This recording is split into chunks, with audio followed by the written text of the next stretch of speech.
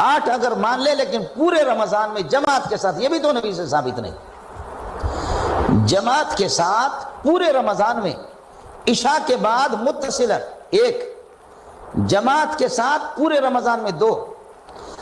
جب ختم قرآن بھی منقول نہیں، لیکن یاد رہے کہ میں ثابت نہیں کہہ رہا ہوں، ثابت کا لفظ استعمال نہیں کر رہا، منقول کی بات کر رہا۔ ختم قرآن آپ سے یہ حضرت کہہ رہے ہیں کہ میں ثابت کی بات نہیں کر رہا ہوں، میں منقول کی بات کر رہا ہوں۔ عجیب سی بات ہے، یعنی اگر وہ چیز ثابت ہے تو منقول نہیں ہوگی؟ یہ آپ کہنا کیا چاہتے ہیں؟ میرے تو سمجھ نہیں آتا۔ آپ آ جائیں، اللہ کے واسطے آ جائیں اس سسٹم میں، ہم کو سمجھائیں ذرا کہ یہاں پہ جو آپ بات کر رہے ہیں نا کہ میں منقول کی بات کر رہا ہوں، ثابت کی بات نہیں کر رہا ہوں۔ مجھے تو ایسا لگ رہا ہے کہ آپ یہ شاید سمجھ رہے ہیں کہ ثابت تو ہے لیکن منقول نہیں ہے۔ یہ پتہ نہیں کیا کہنا چاہتے ہیں آپ، اللہ عالم، وہ تو آپ ہی وضاحت کر سکتے ہیں۔ ہم تو یہ سمجھتے ہیں کہ بغیر جو ہے ثابت ہوئی، اگر کوئی چیز ثابت ہے تو وہ یقیناً منقول ہے، منقول ہوگی تبھی تو ثابت ہے۔ یہ کیسے ہو سکتا ہے بھائی؟ منقول سے گزرے بغیر کوئی چیز ثابت کیسے ہو سکتی ہے؟ نبی سے اگر منقول نہیں تو نبی سے ثابت کیسے چیز ہو سکتی ہے؟ بہرحال یہاں جو یہ اعتراض کر رہے ہیں، بار بار لوگ ہمیشہ کہتے ہیں کہ اللہ کے نبی سے دکھائیے کہ پورے رمضان آپ نے تراویح پڑھی ہو، جماعت کے ساتھ تراویح پڑھی ہو، عشاء کے بعد پڑھی ہو، یہ وغیرہ وغیرہ۔ اصل میں جب اس طرح کے سوال کرتے ہیں بھول جاتے ہیں کہ اللہ کے نبی کی حدیث کس کو کہتے ہیں۔ اب جو کہ کوئی بندہ کوئی اور ہوتا نا، یہ ہمیشہ لوگوں کو سکھانے پہ آ جاتے ہیں۔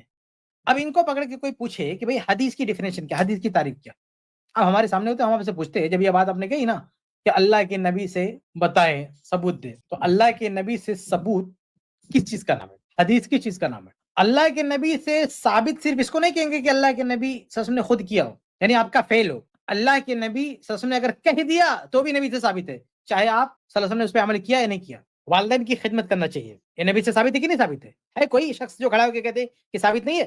والدین کی خدمت کرنا، نبی سے والدین کی خدمت کرنے پہ ثواب ہے، والدین کی خدمت کرنا چاہیے، یہ بات نبی سے ثابت ہے کہ نہیں ثابت ہے؟ ثابت ہے۔ لیکن کیا اللہ کے نبی صلی اللہ علیہ وسلم نے اپنے والدین کی خدمت کی ہے؟ آپ صلی اللہ علیہ وسلم اس دنیا میں آئے تو جب تک کہ آپ صلی اللہ علیہ وسلم بڑے ہوتے، والدین جا چکے تھے اس دنیا سے، موقع ہی نہیں ملا خدمت کرنے کا۔ اب یہ تو نہیں کہہ سکتے کہ والدین کی خدمت کرنا نبی سے ثابت نہیں ہے، والدین کی خدمت کرنے کی کوئی اعتبار نہیں ہوتا، نبی صلی اللہ علیہ وسلم نے نہیں کیا اس لیے اس کی کوئی حیثیت نہیں۔ اللہ کے رسول نے عملاً نہیں کیا لیکن کہا تو آپ صلی اللہ علیہ وسلم سے ثابت کس چیز کو کہتے ہیں؟ بھئی آپ صلی اللہ علیہ وسلم نے کہا ہو وہ بھی ثابت ہے، آپ صلی اللہ علیہ وسلم نے کیا ہو وہ بھی ثابت ہے، اور آپ صلی اللہ علیہ وسلم کے سامنے کوئی کام کیا گیا اور آپ نے منظوری دے دی، یعنی آپ نے کہا بھی نہیں ہے اور کیا بھی نہیں ہے، لیکن آپ صلی اللہ علیہ وسلم نے اس کی منظوری دے دی، وہ بھی ہمارے لیے کیا ہے؟ حجت ہے۔ میرے سمجھ میں آتا ہے کہ یہ احناف، یہ حنفی لوگ اذان دیتے کہ نہیں دیتے مسجدوں میں؟ اللہ کے نبی صلی اللہ علیہ وسلم سے ثابت ہے مسجد میں اذان دینا؟ ہاں ثابت ہے جی۔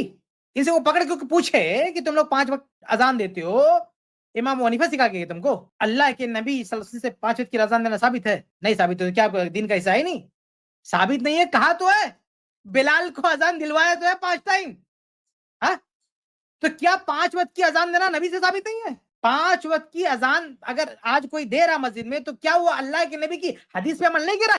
میرا یہ دعویٰ ہے کہ جو شخص 5 وقت کی اذان دیتا ہے وہ اللہ کے نبی صلی اللہ علیہ وسلم کی حدیث پر عمل کرتا ہے۔ ہمت ہو تو کہتے وہ حدیث پہ عمل نہیں کرتا، اور یہ کون سی حدیث پر؟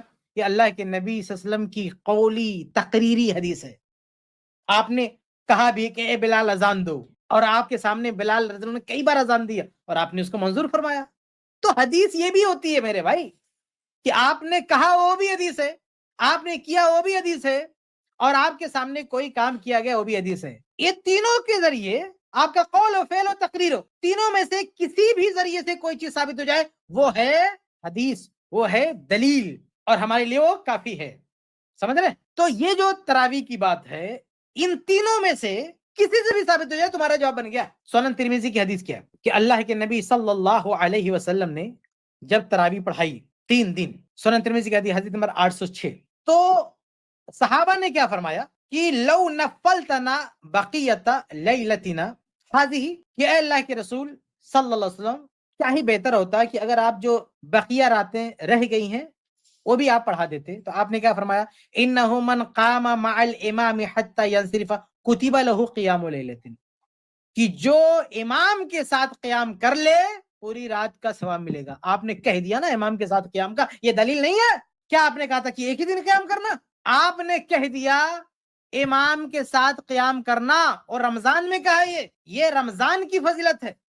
آپ صلی اللہ علیہ وسلم کا یہ کہنا ہے کہ قیام یعنی جماعت کے ساتھ امام کے ساتھ تراویح پڑھنے کی فضیلت بیان کرنا، یہ ثبوت ہے کہ پورا مہینہ تراویح جماعت سے ہو سکتی ہے، کیونکہ یہ بات آپ نے رمضان میں کہی ہے، سمجھ رہے؟ یہ اسی طرح سے انہوں نے کہا کہ وہ عشاء کے بعد پڑھنا، بھائی عشاء کے بعد پڑھیں یا آدھی رات کو پڑھیں یا اخیر رات کو پڑھیں، ہم کہتے ہیں کہ تینوں میں جائز ہے، کیونکہ یہ جو سنن ترمذی کی حدیث نمبر 806، اس میں آپ صلی اللہ علیہ وسلم نے جو 3 دن تراویح پڑھائی، پہلے دن رات کے شروع کے حصے میں پڑھائی ہے، اور دوسرے دن آپ اس کو پڑھتے پڑھتے لے گئے آدھی رات تک، اور تیسرے دن آپ پڑھتے پڑھتے گئے بالکل فجر تک۔ تو آپ نے جو ہے شروع کے حصے تک بھی پڑھا ہے، نصف لیل تک پڑھا ہے، آخر تک پڑھا ہے، اس لیے یہ چیز کیا ہے، آپ جب چاہیں پڑھ سکتے ہیں، کیونکہ اللہ کے نبی صلی اللہ علیہ وسلم سے ثابت ہے۔ ایسے ہی ابی بن کعب رضی اللہ عنہ کی روایت ہے، سنن ابی داؤد وغیرہ میں اور بھی کئی کتب میں ہے، ہماری کتاب رکعت تراویح میں ملے گی آپ کی روایت، کہ رمضان میں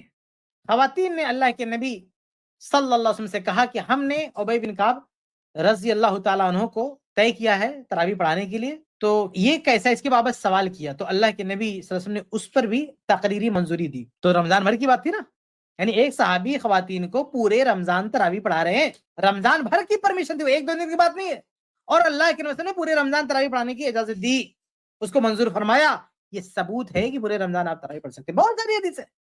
شیخ البانی رحمہ اللہ نے بھی اپنی کتاب تراویح والی کتاب میں ایسی کئی حدیثیں پیش کی ہیں۔ تو ان کا مسئلہ یہ ہے نا کہ یہ کوئی چیز اللہ کے نبی سب سے ثابت ہو، تو اگر وہ قول سے ثابت ہوگا تو کہیں گے فعل دکھاؤ، فعل سے ثابت ہوگا تو کہیں گے قول دکھاؤ، اللہ کے رسول نے ایسا کرنے کے لیے کہاں کہا وہ بتاؤ، کہاں ہوا بھیا تو کہیں گے کیا کہاں وہ بتاؤ۔